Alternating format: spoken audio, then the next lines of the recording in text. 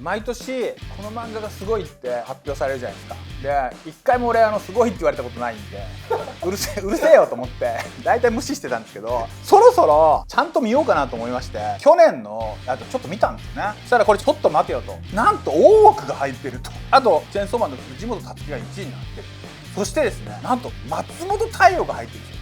喋ってないですよね、レイトショーでね。久しぶりのレイトショーなんでね、最新の漫画を超ベテランの我々2人組がですねあーだこうだ言うっていうのやりたくなりましてですね。で大奥がっつり話すのとかね、松本太陽についてがっつり話したいとかね、そういうのはないんで、今日はですねその辺のところを一体すごい漫画って何かって話、いい漫画って何かって、選ばれたこいつら本当にすげえのかみたいなところまで含めて北川翔と久しぶりに徹底的にやりたいと思います。レイトショースタート。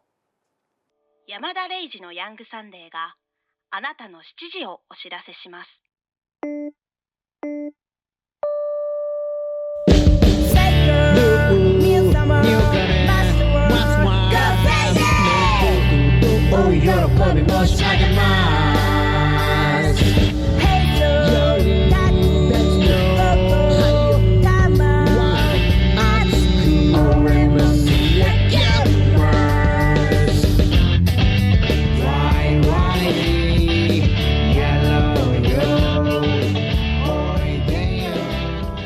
山田礼二と北川翔のレイトショーイエス。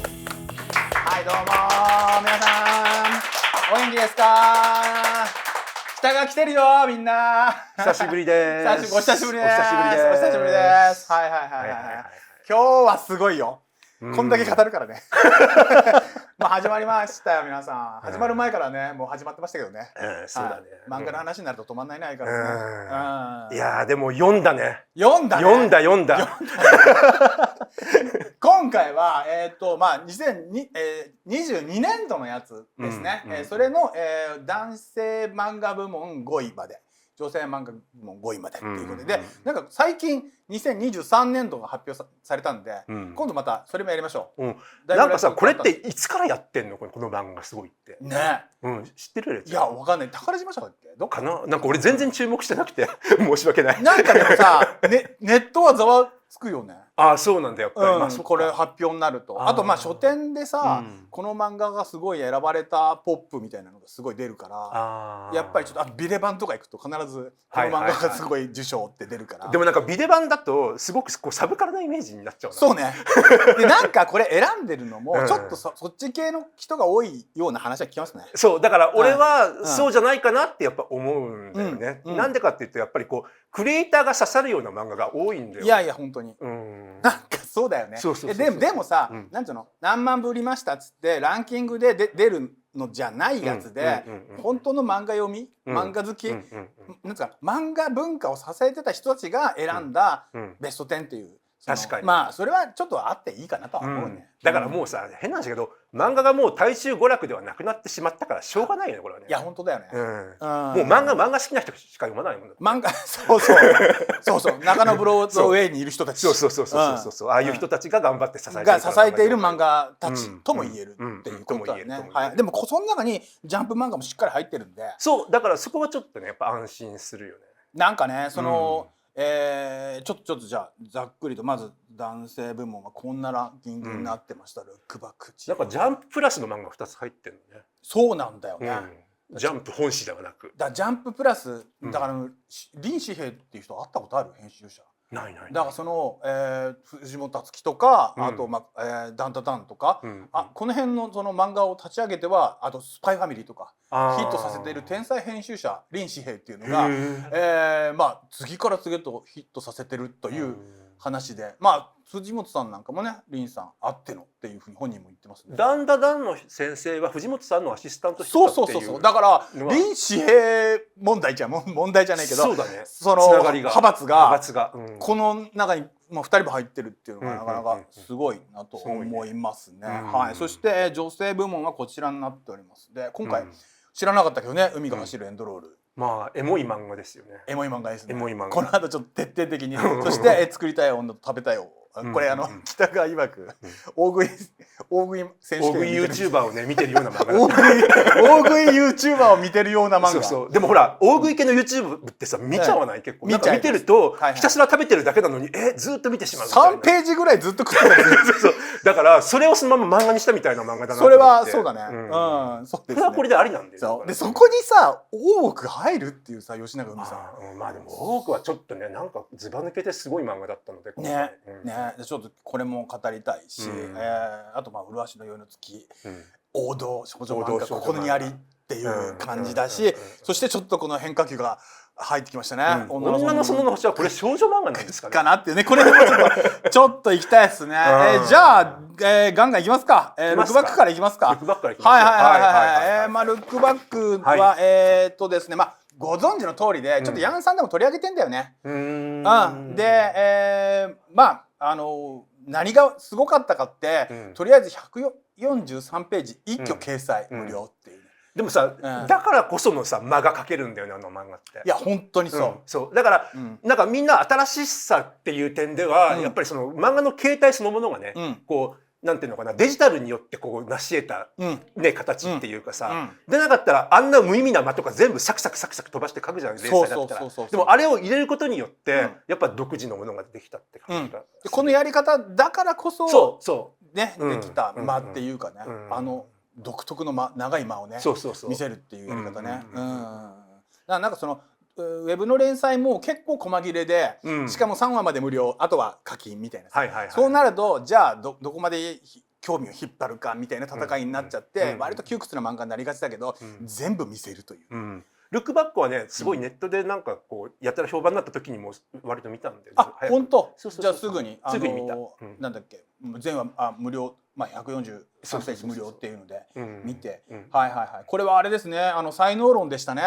漫画家を目指す2人の少女の話で藤野さんと明るい藤野さんで面白い漫画を描いて学校でも人気者で学校に来ない引きこもりの京本さんっていうね、この子が抜群に背景がうまいという。やっぱりある意味アマデウスパターンだよね。アマデウスでモーツァルトとサリエリどっちがモーツァルトなのかみたいな感じになるところもちょっと面白い。才能系の漫画になると必ずこのパターン出てきますね。はいはいはい。でちょっと面白いのが藤野京本合わせると藤本になるんで、なるほど。これは藤本辰樹が2人に分かれてるっていうようなことになってるように見えるようになっている仕掛けになってて、これは明らかに自伝的な何かが入ってるっていう漫画ですよね。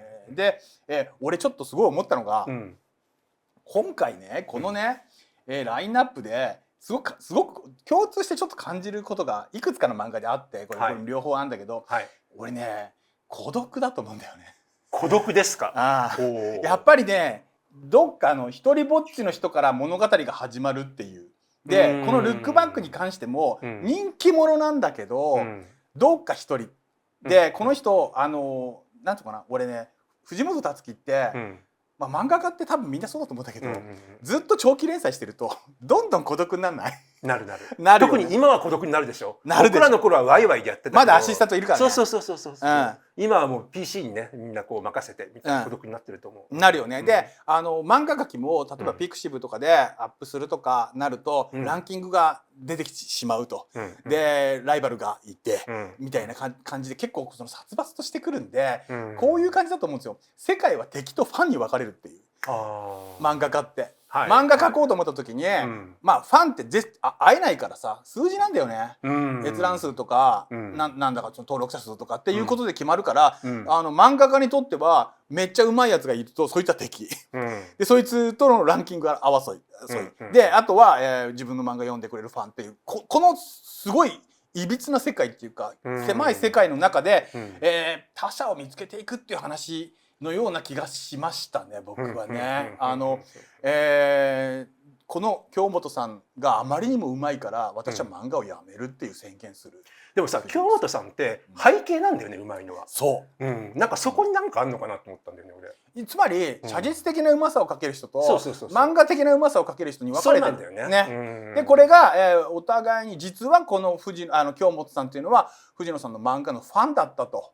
つまりこれ結構でかくてその自分が認めている人に認められていたっていう喜びっていうのはこれでかいよね。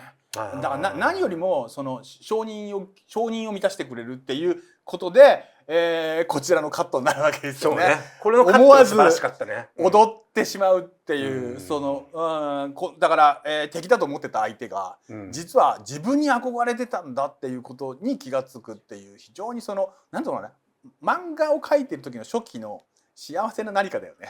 でもなんかこう素直だよね、キャラクターが。めっちゃ素直。俺がもし藤野さんだったら、こんなうまいのになんかこいつちょっとなんか企んでんじゃないのかって思いそうな感じ。はいはいはいはいはい。そうそうそうそう。なんかだからなんかいい意味でこうすごく純粋というかね、キャラクターがそこが良くて。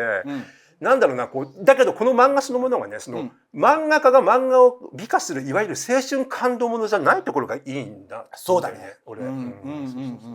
だからこの手の話って感動ものになりがちじゃない。でもそういうもんじゃないんだよね、これね。もっとね、なんか本質的なところに入ろうとしてたと思うんだよね。その漫画って何か、表現って何かっていうこと、あと自分たちがいる世界って何なのかっていう時に、誰が敵なのかっていう話になってくる。それはその勝手にライバル視してたこの人が敵なんじゃなくて、もう一ついたんだよっていう展開になっていくわけでしょ。だから自分たちのことを本当に知らない人たち、知らない存在、本当の自分を知らない存在みたいなものが敵になっていくっていう、まあその辺が結構深いところに入っていったなっていう感じがしましたね。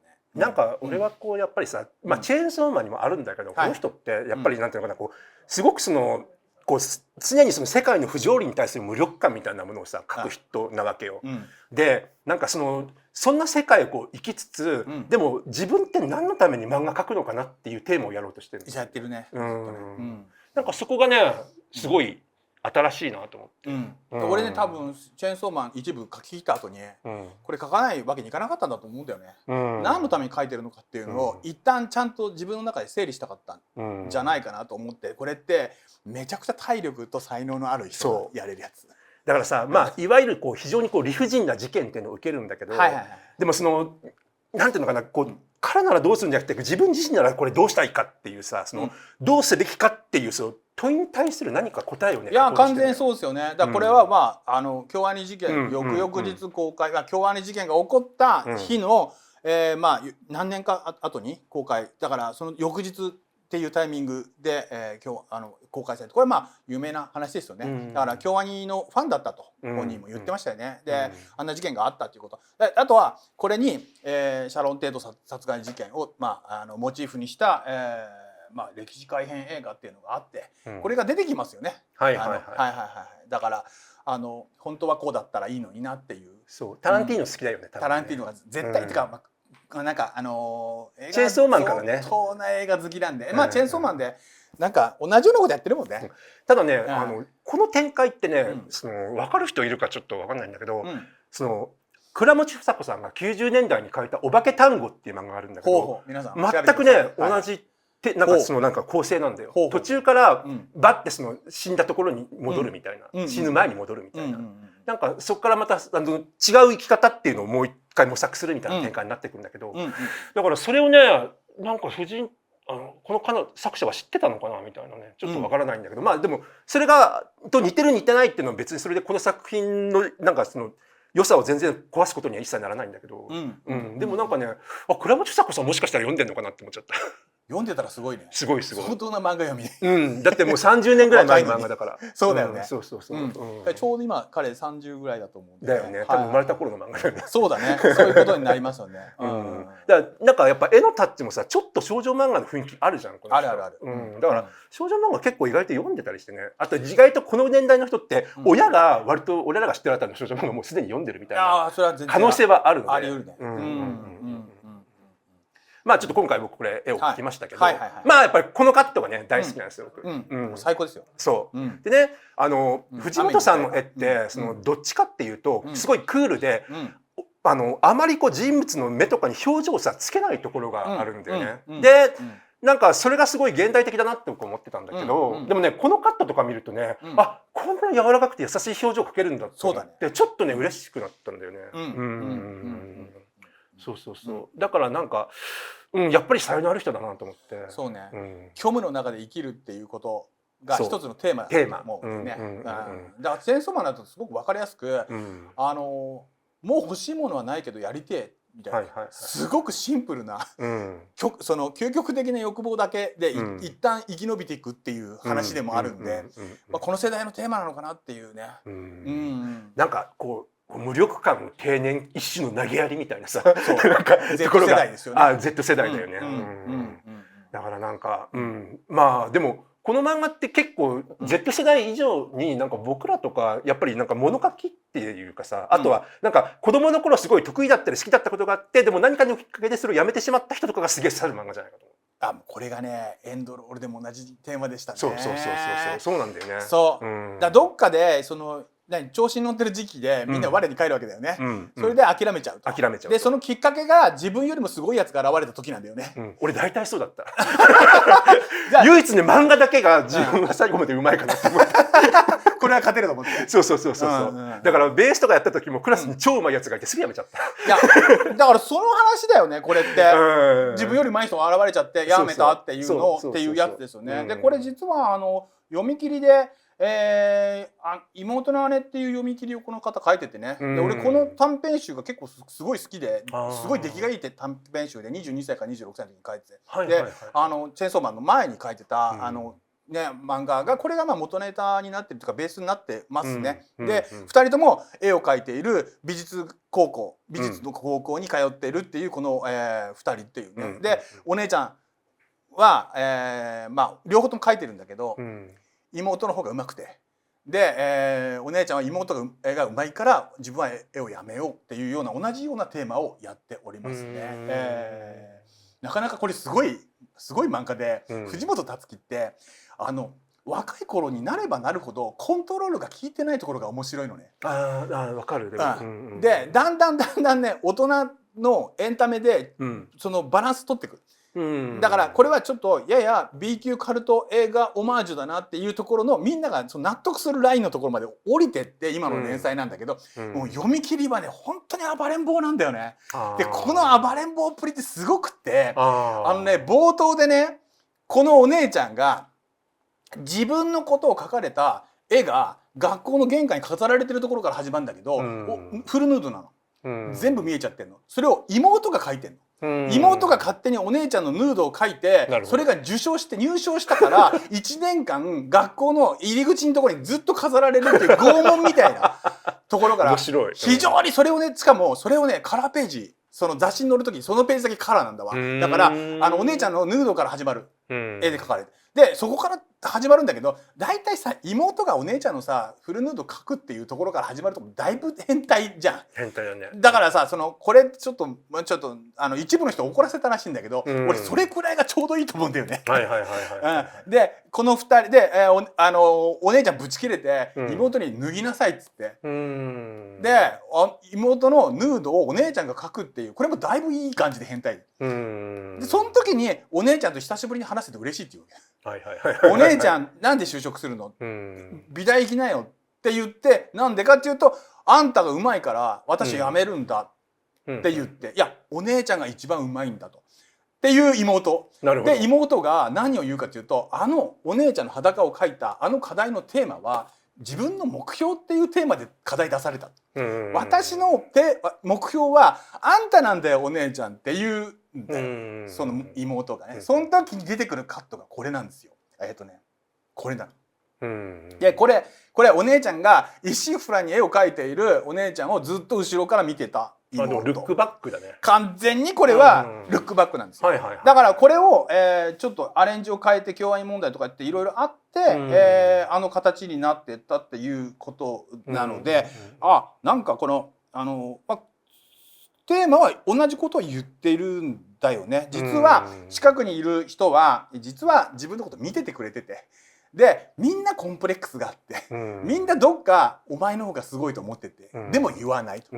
だからこの漫画に関してはお互い裸になってちゃんと相手のこと見ようよっていうそういう変態漫画になってるんだけどとてでもさもよくてね、その漫画ってなんだろう、少年漫画なのかね、なんか少女漫画っぽいよねテーマが。で、そうそれで、この藤本つ樹は恋愛要素はすごい少ないんだけど、少ない。姉妹とか友情みたいな、これ姉妹ものがすごく多くて、女と女の友情とか姉妹っていうかっていうパターンが多くて、これ多分彼の中で性愛抜きの純粋な関係として書きやすいんじゃないかなと思う、兄弟しかも姉妹っていうのがね、っていうことなのかなというね。なんかさ、この扉絵とかもいいよね。ちょっとなんかレイちゃんの描き方似てないかな。いやそれがね、嬉しいですけど、さ、なんていうのかな、リアルな海っていうのもこう新象風景の海じゃん。そうなんですよ。でこの構図もそうなんですけど、こういう描き方がね、もうね似てんですよ。俺がやってた。でもやっぱりさ、美大系だからじゃないかな。そうなの。山形の美大に行ってて、しかも油やってんの。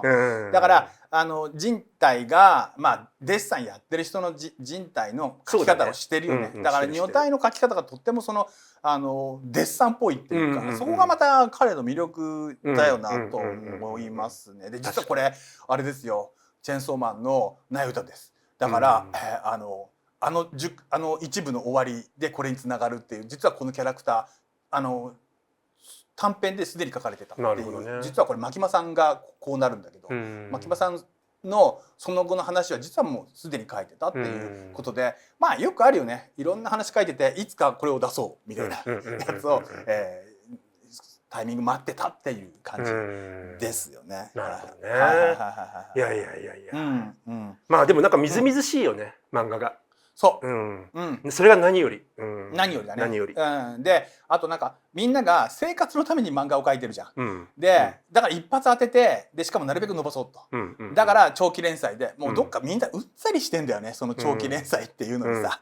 でお約束の引きとっていうのが全部その潔く一気に出すということで解決してしまったっていうことで、バンド弟子のスタイルっていうね。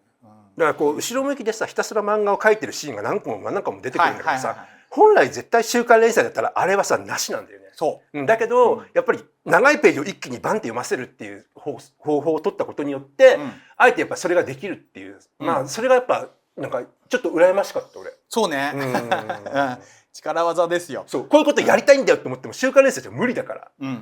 でこれチェーンソーマンの最後の方でもう構想始まってたらしくて、だからその週刊連載しながら読み切りやりたいなって言って動いてたっていうんで、なかなかですよね。140万の読み切りでやっぱこういう困りっていうのはね、やってみたいよねみんなね。そうだね。やってみたいやってみたい。なんか一つ漫画っていう週刊漫画連載っていうものの限界値を何か超えるためのチャレンジだったと。でそれがこの漫画がすごいに選ばれるっていうのは当然っちゃ当然だったかなって思いますね。思います。素晴らしいです。素晴らしいですね。はいはいはい。じゃあ次行きましょう。じゃあ次行きましょうか。ですね、次は2位はこれになるのか。これじゃないです。2位は「地」だね。そうだね。これですね。なんか北川さん。はい。好きらしいですね。これ大好き俺。大好きなんだ。大好き。大好きなんだ。大好き大好き。スピリッツですよこれ。なんかね、結構ね読んでて泣きそうになるんだよね。あ、そうなんだ。へえ。なんていうのかな、こうテーマがさ、すごく今風っていうかさ、いわゆるその宗教や科学のあり方っていうものに対してさ、こう常識を疑えっていうのがテーマでしょ。これがね最高に好きなんだよね。実際にはこれ地動説っていうものを唱えて迫害される人たちの話ではあるんだけど、実際はそういう歴史は残ってないらしいけど、おそらくそういうこともあったのかもしれないっていうところで想像を膨らまして書かれたっていうことらしいですね。で作者の魚戸さん、なんと1997年生まれの26歳ですよ。まだ素晴らしい、すごい若手、超若手、才能感じる本当の人で、マガジンで一回連載した後になんか結構いろんなとこオファー来て、でスピリッツっていうことになったらしいですね。なんかねこれ読んでるとね、こう宗教のいい点とそれ以外の点が結構見えてくるんだよね。でこう15世紀のヨーロッパっていうとこやっぱ舞台にしてるから、こう異端思想の人がガンガン火あぶりにされるシーンが出てくるのよ。もう冒頭からガンガンめちゃめちゃ残酷なんだけど、でもあ、そっか、こういうふうに時代を設定すればこういう残酷なシーンっていうのも書けるんだなってすごい思いながら読んじゃった。まあ実際に起きてたわけですからね。そういう火あぶりみたいなこともね。なんかね、自分がなかなかそういうこう時代物とかに踏み込めなかったのってそういうところがあって、あ、こういう残酷なものも書かなきゃいけないんだっていう、そう現代だとやっぱりちょっときついんだよね。でも時代さえ変えればそういうキャラクターもこう客観的に出せるっていうね、ところがあって。そうそうそう。なんかね、そう。神がね、こんな美しくない世界を作るだろうかって思ってるところがすげえ好きなのよ。言ってましたね。そうそうそうそうそうそうそう。なんかね、そのキャラクターのすごいこうなんかこうやっぱ純粋さにねすごい惹かれるというかね、なんかそのキャラクターのある種ね狂気に近い情熱の美しさがあるんだよね。なんかねそれがなんかそのままこう作者のものなんじゃないかなって錯覚しちゃうような良さがあるの。だからすごい頑張って書いてほしいこれは。今後もね。今後も。なんかまあモチーフの中心になってるのは俺多分知的好奇心だと思うんだよね。そう。でもさそれ重要だよね。重要。これはとても重要ですね。重要。でこの人は多分なんかその若いからまだ知らないことがいっぱいあってさ、でそのたんびにさ、うわこれすげえと思って、ってことはこれこうしたらこういうふうな話になるんじゃないかなっていうふうにすぐ考えるタイプだろうね、これはね。ってことはこの先またいろんなパターンでいろんなものが生み出せるっていう作家性ですね。そうでもね、この作品に関してはあんまり本当だらだら続けてほしくないんだよね俺は。いい感じで終わってるよね。いい感じで終わってほしい。そうそう。なんかねこう舞台がね中世ヨーロッパにもかかわらずね、結構その近代経済学思想を背景にするジプシー少女が出てきたりとかね、そういうところとかねすごい作者のセンスを感じる。俺はなるほどね。そうそうそうそう。なんかねだから本当にその信念を優先することが全てなのかっていうさところがあって、でもそれってほら呪いになり得るかもしれないし、信念なんか手放して生きる選択ってのもあるじゃん。もう完全にそうですね。そういうキャラクター出てきますね。そうだけどあえてそのなんか知的好奇心の方に行くっていうところにね、なんかそれがどんどん人にとって受け継いでいくっていうのがなんかすごい感動的なんだよね。そうだね。まあ作者本人は知性と暴力性について話がしたかったっていうことを言ってて、まあなんだろうな。こんなにまともなこと考えてるのに、それを一発の暴力火あぶり、それでなしにしてしまうっていうことっていうの、これが現実に今もそうだよね。それをテーマにして書きたかったっていうことですね。納得ですね。あとパラダイムシフトって話を随分知ってるんですよ。で俺このパラダイムシフトってすごく好きで、今までの考え方じゃない考え方が始まりますよっていう。だから今みたいな社会がさ閉塞感でもうどうにもなんない時にみんなが望んでるのは全く違ったものの考え方で全く違った社会になったらいいのになっていうパラダイムシフト。それは地動説の時に起こったんじゃないかって彼は思ってて、特にさ俺97年生まれ26歳ぐらいだとさ、もういい加減変わってくれよって思ってると思う。いい加減に変わってくんないとマジで俺たちの世代やばいよと思ってるじゃないかなっていう。でそれが結構そのガチな望みとしてこれを望んでるからこそ出てきてるような気がしたねこの物語って。なんかねこうねひねった若者じゃないんだよ出てくる若者が。まっすぐ。そう要するにさ、なんていうのかな、いわゆる神を否定する目的で地動説を考えてるわけじゃないわけよ。でやっぱりこの方がやっぱりその惑星のなんかその運動とかを説明しやすいっていうのもあるし、やっぱり美しいからっていうところから入ってそれをこう信じてるっていうところとかね、なんかそのまっすぐな感じがね本当好きなんだよな。そうね、本当に。なんかそのなんかさ俺もちょっと思うのが最近の若い人たちだからつまらないひねくれ方しなくなったよね。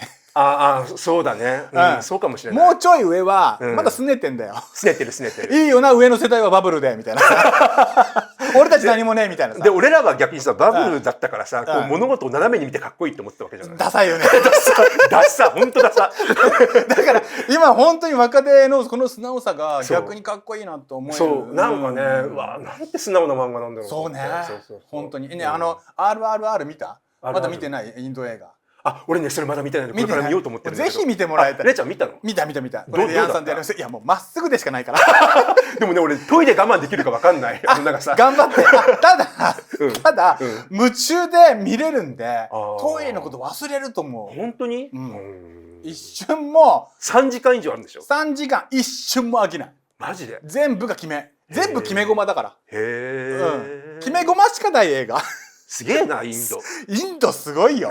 だってもう中国の人口抜くでしょこれから。あ、まあそれはそうですね。ね、はい。しかも IT 立国なんで、いろんなことがこうその中なインドに集まって生まれた映画っていうかね。でさ、若いじゃんいる人たちがみんな。そうね。中国人数多いけどさ結構これから年寄りの世界になっていくじゃん。あ、そうね。インドはまだまだ若いからね。すごい才能どんどん出てくるよねきっと。いや本当にダンスシーン見てほしい。そしてあれを踊ってほしい。もうね北川のナートゥが見たいな。マジか。そっか。じゃあやっぱおむつしていこう。おむつしていこう。コメントありがとうございます。いや本当ですね。はいはい。じゃあ次まあそんな感じで次怪獣8号です。はい。これもちょっとヤンさんでやりましたけどね。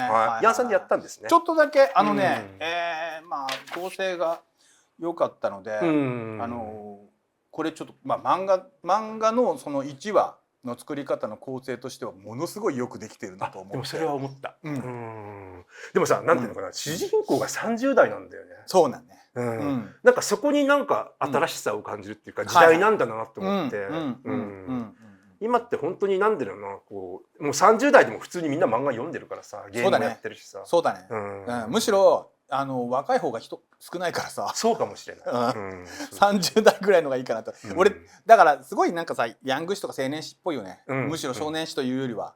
なんかこう人情はあるんだけどこう体力と実力が伴わない主人公っていうのね。そうだからねなんかヤンマガとかスピリッツっぽいっていうかちょっと思ったね。なんかギャラリーフェイクの主人公みたいと思ってる。はい。いやなんか俺多分ね幼馴染が出世して昔同じところにいたのに先行っちゃったっていうさこの友達が先行っちゃって俺残されたっていうのってすごい日本中にいっぱいいると思うんだよね。その気持ちからスタートしてるのがむちゃくちゃうまいなと思った。だからしかも好きだった女の子がめちゃくちゃ出世してテレビとか出ちゃってる。で俺はこんな仕事してる処理班じゃんみたいなところから始まるところがうまいなという。なんかさまあここにも書いてるけどそのおじさんの怪獣化ってさ何かのメタファーなのかな。完全にそうでしょ。おじさん怪獣になっちゃうでしょこのまま。そう本当そうでしょ。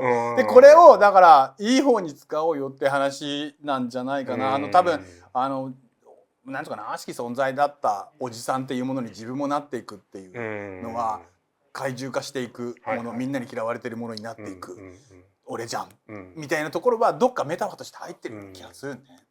まああとね俺単純にこの人すごいね画力が高くて画面がめちゃめちゃ見やすいんだよ。マジですごい見やすい。すごいうまい。漫画力があるよね。漫画力あるよね。演出がすごいうまい。なんかやっぱりさこう進撃の巨人に近いちょっとこう軍隊の雰囲気とかさ目的意識があって謎とかあとなんかこうガンツにいた力の設定を増せるアイテムとかなんだろうねこうその辺をうまくミックスさせてる感じがすごい好きだと思うよ漫画好き。漫画好きな人だよね。まあでも別にそれは全然いいことだからね。ただなんかその唯一気になったのがさこいつなんで人間に戻れるのかって説明ないよね。そういえばそうだね。そうだからその部分をその部分をさなしにしてまあでもよりテンポよく読ませてるからそれでいいのかなと思ったんだけど。まあいいかって読ませる力あるよね。そういうのがね。なんか主人公のさ活躍って基本そんなになくてどちらかっていうとこう仲間にスポット当てた展開が多いよね。そうだね。でその後さ学校入っちゃうじゃん。だからまあいつものさなんつうのジャンプのやつだよね。学校の中で頑張っていこうよっていうさそのワールドトリガーとかみんなそうだけどそのパターンに入っていくっていうかまあナルトとかねのやつだと思う。ただまあなんか僕ちょっと唯一気になるのはまあ話のね本筋自体にあんまり大きな変化がなくて読んでてなんかこれから話をどこに向かわせるのかなっていうことだけちょっと思った。なるほどね。俺なんか多分そのさデビルマンすごい思い出すんだけどまあ思い出すわね。まあこっから始まってるからね。まあもうさ俺らの世代になるとさあれ似てるこれ似てるってよくない読者だよね。悪い老害漫画家先輩。でもあれってデビルマンじゃんとかって言って潰すつもりはなくて全然ない。デビルマンがやってたことの延長上にあるものの一つなんだろうなっていう感じはしますよね。でなんか呪術廻戦なんかもそうだけど悪魔の何かを自分の中に取り込んでしまって自分が悪魔になっていくっていうものっていうかねそれって寄生獣もそうだしね。寄生獣そうだね。でそれって俺自身はどう思ってるかっていうとアメリカにやられたのにアメリカ人みたいになってっちゃった俺たちっていうのは、はいはい、悪魔嫌いだったのに悪魔になっていく俺たちっていうそのテーマっていうのは、すごくその戦後日本人の一つのテーマの延長上にあるんだろうなと思うんだよね。だからアメリカから入った iPad を使ってアメリカの悪口言ってるみたいなさ。ちなみにさ、僕この作者のこと分かんないんだけど、この作者は若い人なんですか？そんなでもないんじゃないかな。ちょっとすごい調べてなかった。ごめん。俺も調べてなかったんだけど、なんかこう結構おじさん世代がって思わせるものが多くて。そうだと思う。ちょっとベテラン感あるよね。そうなんかね、こう仮面ライダークーガなんか放射させる雰囲気があるので。クーガ見てんじゃない？そう多分見てるよね。多分この人は絶対ライダー見てる。平成ライダー見てると思うんで。ね。そうでもなんかでも王道少年漫画なんで、こうちゃんとランキングにこういうのが入るとなんかねホッとする。そうね。ホッとする。ホッとするといえば次のダンダダン。これ臨死兵。臨死兵メソッド。この人ちょっとさ絵が懐かしくない？懐かしいし、むちゃくちゃうまい。むっちゃくちゃうまい。3D ですね。いやこれ見て画力の高さに惚れ惚れしちゃったもん。なんか俺もそう思う。気持ちのいい絵だよ。気持ちのいい絵だし、そのあらゆる角度から描けるし、なんかすごい丁寧で魅力的な絵だなと思って。ちょっと鳥山クラスっていう。そうだね。女の子がねちょっとねこう気強めな感じも好みなんだよね。これうまいよこの子本当に。うまい。なんかね絵はね多分もっとこれからどんどん上手くなると思うんだよね。恐ろしいね。恐ろしいと思う。こんなやつがアシスタントやってたんだね。チェーンソーマンの。でもさこれ本当にごったに漫画だよね。いろんなものが入ってるっていうかさ、なんだろう、まあいわゆるこう妖魔とオカルトと都市伝説とラブコメ全部足して割ったみたいな漫画。いや本当に禅のせ禅のせラーメン二郎。そうそれをねこの圧倒的な画力をね支えてる感じがする。そうだね。なんかだからさその臨死兵メソッドなのかもしれないけど、非常にシンプルな2人の話から始めてるのがうまいんだよね。でこの1話目がどんだけネームが素晴らしいかっていうのは俺前ヤンさんで1回やってるの徹底的に。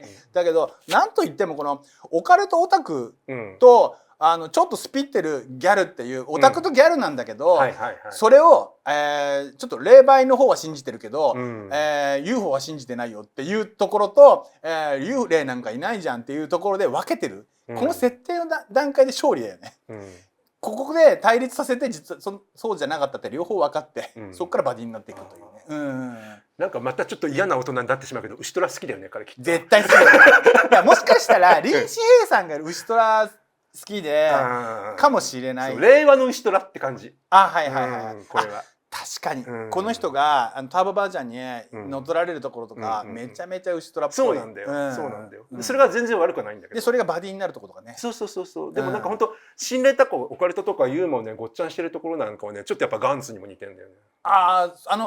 なんかちょいちょいガンツっぽいよね。そうだからなんかねこう自分らの世代の漫画をすごい意識して影響を受けてるっていうところはちょっと微笑ましくてねなんか直径直径だよね。すごい微笑ましい。だから漫画エリートだよこれ。本当に真面目に漫画に取り組んできて絵の勉強ちゃんとして。そういうのに影響をねどんどん受けてね描けばいいと思う。そうね。だって手塚ね音体だってさやっぱりねこう妖怪が流行ったら三目が通る描いてみたり。そうだね。ドロロ描いてみたりってあれね水木先生のあれでしょ。それでまた代表作になっちゃったりしてんだからさ。そうだね。全然いいんだよそれで。だってビキニアーマー描いてるからね。フライムローズで。だからまあそんな風にして。でもさこの人もなんだろうなさっきの怪獣8号の人と一緒でなんかこう最終的にさどこに向かっていくのかはあんまりわからない漫画なんだよね。それって今のやっぱ特徴なのかな。とりあえずね最高の設定を作ってポンって投げてみて走れるとこまで走れっていうタイプの企画ではあるかなっていう感じがする。なんかこうねその海賊王になるみたいなテーマとか一切考えずになんかその描きたいシーンとか絵をねすごい優先してやってる気がするんだよね。だから毎回のテンションは高いんだけどなんかこの話を最終的にどういうふうに決着つけるのかなっていうのがわからないからちょっと読んでて不安になるところは俺なんかの世代だと。それはさ漫画家ってさ、絵が上手くて、なんていうの魅力的なキャラクターが描ければいいっていうわけじゃないっていうやつだよね。毎週毎週次の話考えて、どう転がってって名作にするかっていうのを毎週戦っていかなきゃいけないっていうことで、まさにそれをやってる最中ってことだよね。でもやっぱりさ、ほら「エヴァンゲリオン」あたりからすごくそういう雰囲気のものって増えたじゃない。なんか最終的なオチよりも今のテンションの高さが何より大事みたいな。もう完全にそうだよ。だからやっぱりその辺を見てた世代はやっぱこういうのに抵抗がないんだろうね、書き方に。なんか俺らの世代ってやっぱり連載の最初にオチ考えない。考えるじゃないと不安で、そう不安で怖くてできないんだよね。そうですね。で死ぬといえば、いやもう本当に今回本当マジで松本太陽に殺された。はい。殺すなよ。殺すなよ。俺ら漫画家を。本当に殺されたわ。この東京日頃っていう作品はですね、あれです。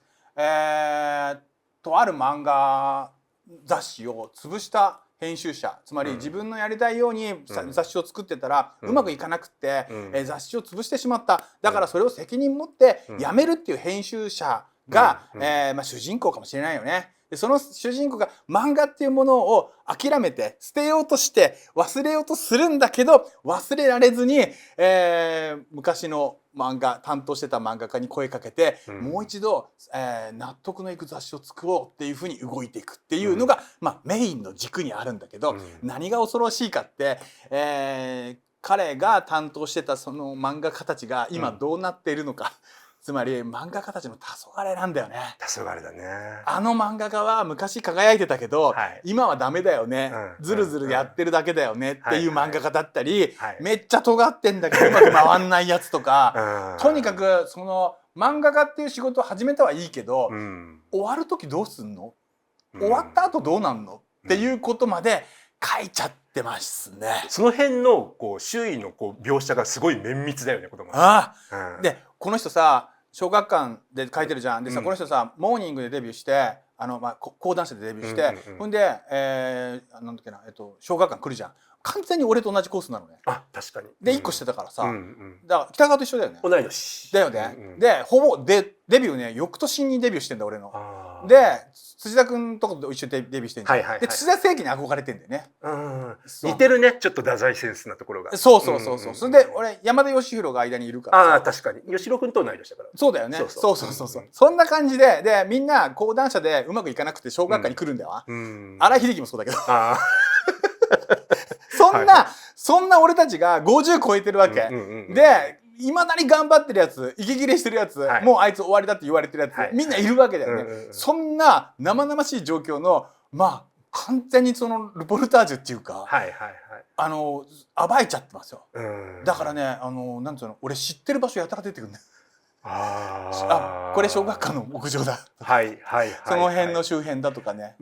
でもこれってやっぱりさ、今の時代のやっぱり漫画家漫画だよね。そうだね。要するにさ、こうちょっと前の例えばこう土屋聖輝さんの編集王とか比べる人いるかもしれないけど、編集王の時ってさ、まだちょっと漫画がバブルかじってた頃でしょ。そうだね。そう。だからやっぱりさ、全然今と違うじゃん。だから俺この時代になってこの時代のこの漫画業界をこんな風に書くかと思ってちょっとびっくりしたんだよね。すごいよね。でデジタルに押されてさ、消えていく紙の漫画っていうのを同時に書いてるでしょ。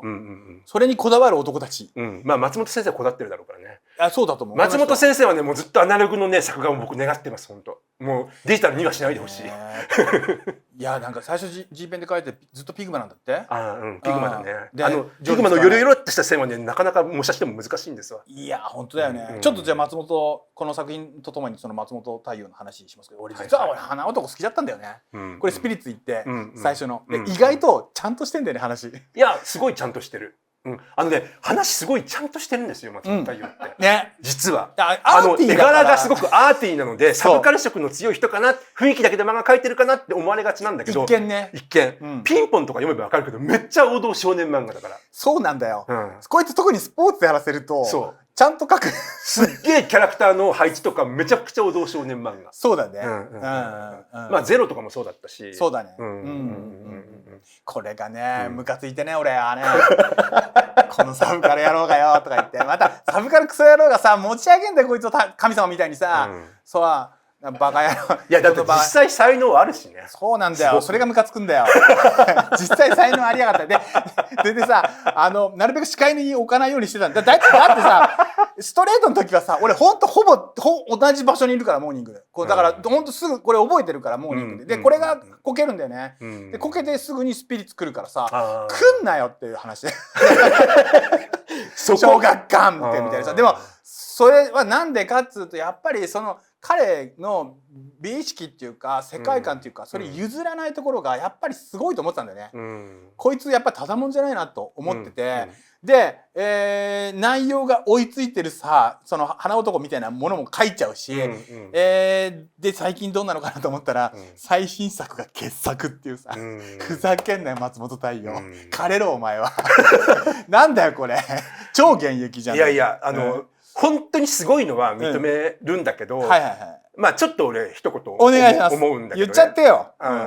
さ、なんていうのかな、僕らさもう50くらいになると、結構そのさ、漫画家が苦しむ漫画とか普通はあんまり描きたくないんだよね。描かないよ、描きたくないよ。なんでかっていうとさ、やっぱり若い頃ってそういうナルシズムを持ってるんだよ。漫画家って辛いんですとか、なんかアーティストってすげえ辛いんだよねみたいなことをさ、当時長嶋真司先生とか漫画家物語で30代ぐらいでみんな書いてる。漫画家残酷物語。そう。でもあれはね、30代のナルシズムだから俺はすごくわかる。よくわかる。破滅する芸術が好きだもんね。そう。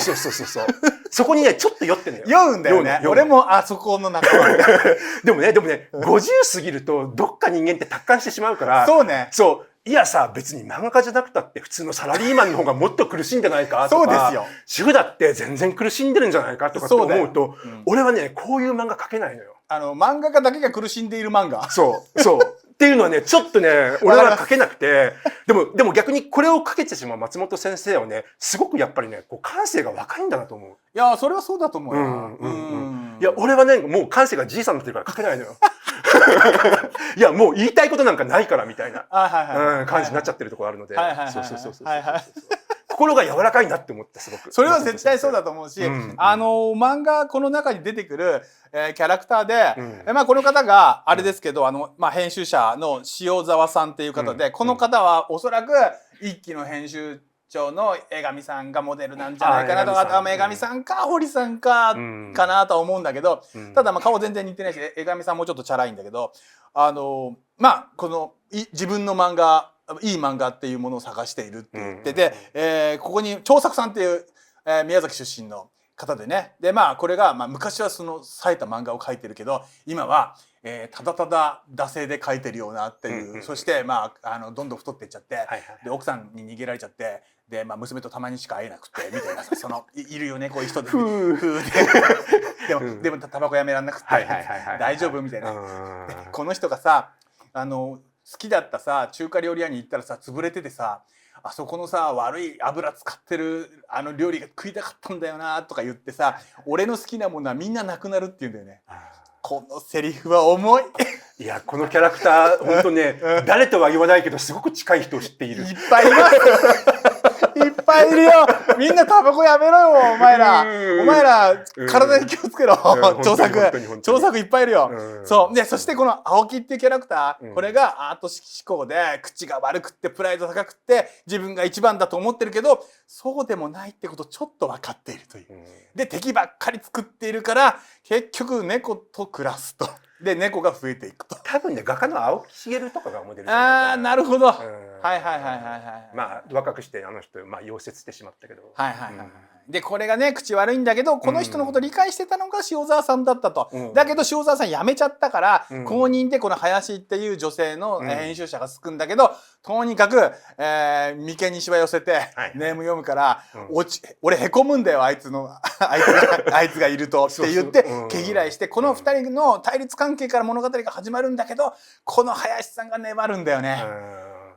理解できるところまで彼を応援し続けていくって言って、そのなんとか商業誌でギリギリヒットするとこまで持ってこうとして頑張るっていうね。なんかさ、こういう女性って今まで松本太陽さんの漫画に出てきたことがない気がしてて、そうだ、なんかね、そういえば見たこことないわ。こが新しいなと思ったんだよね。でもこういう人いるからね。うん、松本太陽先生の漫画って基本的におじさんと少年ってイメージがあるので。花男だ。そうそうそうそうそうだね。でも他の漫画あとおばあちゃん。そう、あとおばあちゃん。若い女の人ってあんまりね、なんか出てこないっていうか、まあこの場合はちょっと中年の女性だけど。どうもベタな恋愛を書くっていうのがないんだと思う。ないんだよね。この人はね。そうそう、ないない。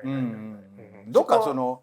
うん純粋なものを書こうとすると子供になっちゃうとかさ、確かに確かに、そういう感じだったんじゃないかな。でこの長作さんのアシスタントでずっとやってる草刈さんっていう人がいて、漫画家を諦めてないと。だから長作さんは何かっちゃこの人に「ネームできたかネームできたか」ってずっと言ってんだよね。つまり「お前才能あるんだから書け」っつって諦めてないんだよね。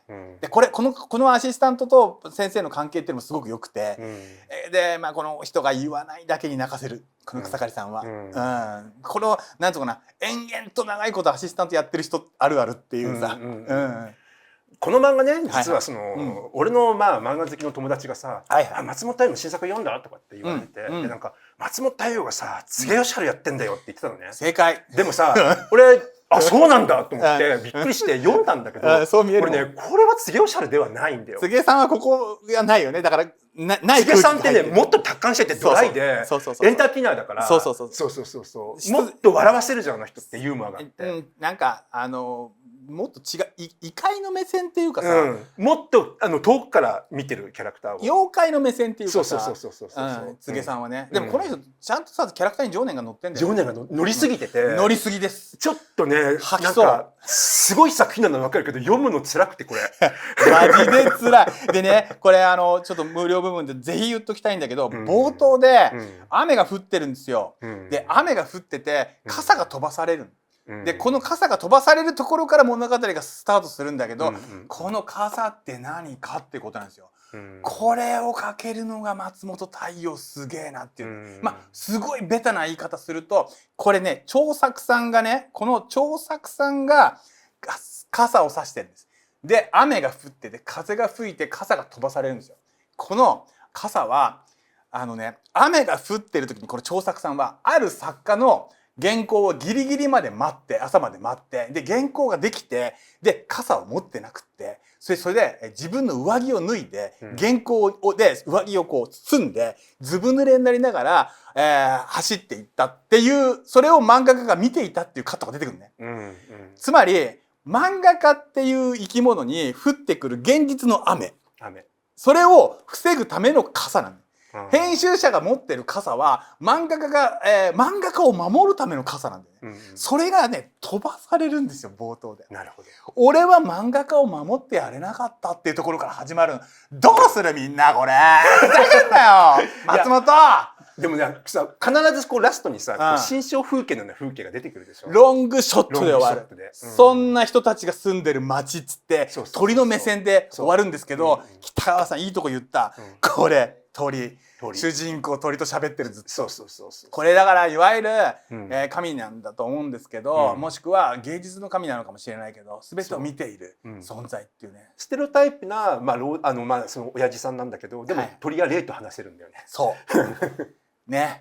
でそこらにいる鳥、もしくはなんならその鳥が窓の外でカラスがいるよっつって心配してるよとか、そういうことまで分かるというね。つまりこの作品の本当の凄さはそこにあって、漫画っていうものに取りつかれた呪いのかけられた漫画家と、それをサポートする傘を差す編集者のドラマプラス霊的な何かがそこに入らないと書けないっていう、それの媒体として鳥が出てくる。ですよ。でこれもう一個分かりやすく、全然描けなかったおじいちゃん漫画家に漫画を依頼すると、描けるかなって言ってるんだけど、おじいちゃん歩きながらなんだっけ踏切かなんかに止まるのかな、そしたら、ふっとユニコーンが立ってんだよね。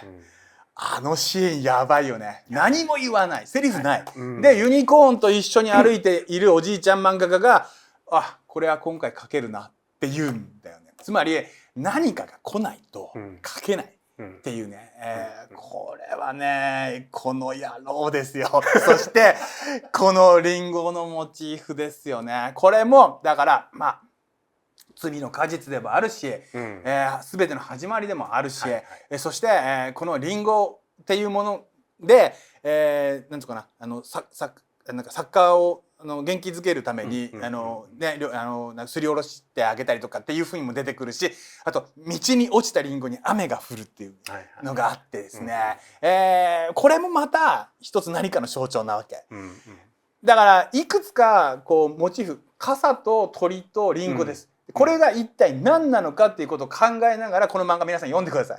これが松本太陽のこの作品の読み方なんですよ。でこれをやっちまってる松本、完全に現役ってことですよね。いや現役。いや俺やっぱね松本太陽先生がいつ見てもすごいなって思うのはさ、この人って背景と人物のこう情感の入れ方がほぼ一緒だから、これさ人に任せられないよね。背景も自分で描かなきゃいけないから、本当ある意味オリジナルの漫画を描いてるんだよね。だから結構ねこれは本当すごいことなんだよね。それを50歳過ぎてもやれてるっていうことが。そう本当にそうで、青木さんがねこの青木さんが一回売れてから、売れたらなんとかなると思ってたら、売れたら何にもないじゃんってなるっていう、ここが恐ろしいよね。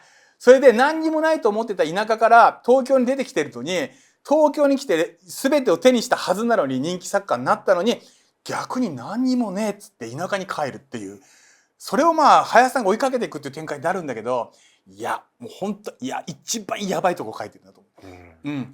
だからね、俺はこの漫画に関しては本当にもう才能は認めるし素晴らしい漫画だってことを分かってる上で、今読みたいかと言われるとあまり読みたくない。やめてくれやめてくれよ江上さん、きついよ、死ぬよ俺たち、殺さないでくれよ、マジで。なんかねこう読むとね奈落の底に落ちるような気分になる。本当にそう。そうなんだよ。たださ、もう何回も読んじゃった傑作なんだもん。いやだから俺はねこれをエンターテインメントとして読めるまでにもうちょっと時間かかるかな。いや本当にね、ちょっとね今は読めないわ。いや読んだけどいやだからいつも打ち合わせしてた喫茶店の席とかさ、そうと思うもん。そうでさ、その神保町からその打ち合わせまでの電車の時間とかあるわけで、それで戻ってきてまで何分だ、先生と打ち合わせして帰ってくるまで私はどれくらいの時間電車にいたんだろうとか出てくるわけ。俺なんかもさ地元に来てもらってたからさ、神保町から越谷来てくれたんだよ。小学館の編集者は本当申し訳なかったなと思うしなんかありがとうとも思うしね。いやだからさその辺のなんていうのかな、やっぱりこう綿密な描写が本当にすごいよね。一個までするかって一個一個のエピソードがさリアルすぎて、いや本当ね読むとね体力使うんだよこれ。でさこのさ青木って嫌なやつなんだけどさ、猫いっぱい飼ってて、で何匹飼ってんのかな、5、6匹飼ってんのにさ、そのうちの1匹が逃げたらこの世の終わりほどパニックになって大騒ぎしてずっと探すじゃん。でなんとかだからさまだ猫いるからいいじゃんっていうさ、そういうのないんだよね。そういう風に世界を見てんだよね。つまり全部大事だから全て失いたくないと思ってるから、こいつ完璧主義で苦しむんだよね。そうだね、一つ欠けてもダメなんだよね。そんなやつが魂売っちゃったんだよね、売れるために。こんなきつい話こんなきつい江上さん、いや分かるんだけどさ、死ぬよ。分かるんだけど、多分漫画家以外の人も辛いんだよ。まあな俺たちだけが辛いみたいな言い方してごめんな。みんな辛いよな。やっぱ俺たちは変なんですけど、なんだかんだ言って好きな仕事してんだよ。そうだ好きな仕事させてくれてありがとう。辛いけど好きな仕事してる分幸せだと思う。そうだな、もう文句言うのやめよう。本当にみんな大変だよな。そんなわけで1時間大丈夫。おっくんがいないからっていうコメントありましたけど、おっくんこの後出てきますよ。そこからちょっと後半ちょっとこの話ちょっとだけユーリ・ノルシュテインをすごく感じたって話ね。なんか似てんなと思って、松本太陽とユーリ・ノルシュテインってね、街頭っていうアニメを延々作り続けてますよね、この人もね、一人でね。あと話の話、もう傑作ですよね。何のことを言ってんだか分かんない方はユーリ・ノルシュテインで検索して映画をちょっと見てください。話の話ね、最高傑作なんでね、それを見た上で、松本太陽を見ると、なるほど。この人本当延々これ取り付けてるね。ずっとやってます、街頭。すごいよね。だからこれにちょっと準じるところはあるなという気はしましたね。れいちゃんさ、クレイジージャーニーって番組見たりしたことある？あれでさ、延々とリヤカーだけ引いて歩いてるおっさん知らない？はいはいはいはい。なんかね俺ねあれを思い出しちゃうんだよ。そんな漫画ですよ。そして漫画家ってそんなところありますよ。俺たちはずっとリアカー行ってます。そうそうそうそう。まあそんな感じでちょっと後半行きたいと思います。それでは奥野さん、じゃあちょっとまたぐ後で来ますか？はいはい、わかりました。じゃあそんな感じで後半は女性漫画部門でいよいよ僕の話とかまあいろいろとちょっとまあやっていこうと思っておりますのでちょっとはいそうです。そうそう漫画協会の YouTube がありまして、まあいろんな作家にこうインタビューするんですけど、まあ今回僕が森川ジョージ先生に呼ばれてですね、こう萩尾先生の対談に混ざってくれないかっていう話があって、すごいよね。いやもうねめちゃめちゃ緊張した。いやそりゃそうです。めちゃめちゃ嬉しかったけどめちゃめちゃ緊張した。そうだね。萩尾モンドさんと話しましたよ。そうもうね思い残すことないです。もうこれでいつでも死ねるなと思った。王様と話をしました。本当に本当に。それ楽しみだね。はい。もしだから更新されたらぜひ見てください。はい。そんな感じでヤングサンデーの方は来週はチェーンソーマンいよいよやります。一部ね全部やりたいと思います。それから2部のちょっと展開がちょっと面白かったので、那由他の話も含めて2部の話もしようかなと思っておりますっていうことです。はい。そんなわけで後半に行きます。ストラベストップベイベー。さてここから問題のこれですよ。どうしますこれ？いや俺ね本当吉永文はねすごいと思う。なんかこの漫画を読んでこう徳川家の歴史を知りたいって読むんじゃなくて、俺なんかはねそのね女の優しさとか男の優しさとか愚かさみたいなものをねこの漫画からすげえ学べるのよ。女の園の星、これ結構話題になってましたね。なんかすごい才能だよね。でもこれ少女漫画なんでしょうか？少女漫画じゃないと思う。そこであれですよ、その酔いのこれ俺ねちょっとやられちゃって、こんななんかドラッグいいのかと。